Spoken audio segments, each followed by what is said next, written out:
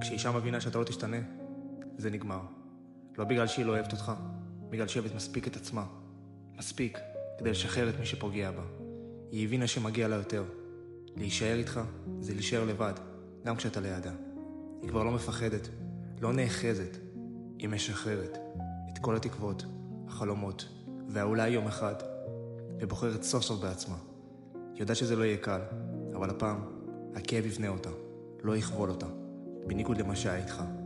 היא אמיצה, היא מתחילה דרך חדשה, ולך נשאר להסתכל מהצד איך היא חוזרת להיות שלמה, ובלעדיך. כשאישה מבינה שאתה לא תשתנה, זה נגמר. לא בגלל שהיא לא אוהבת אותך, בגלל שהיא אוהבת מספיק את עצמה. מספיק כדי לשחרר את מי שפוגע בה. היא הבינה שמגיע לה יותר. להישאר איתך זה להישאר לבד, גם כשאתה לידה. היא כבר לא מפחדת, לא נאחזת. היא משחררת את כל התקוות, החלומות, והאולי יום אחד, ובוחרת סוף סוף בעצמה. היא יודעת שזה לא יהיה קל, אבל הפעם הכאב יבנה אותה, לא יכבול אותה, בניגוד למה שהיה איתך.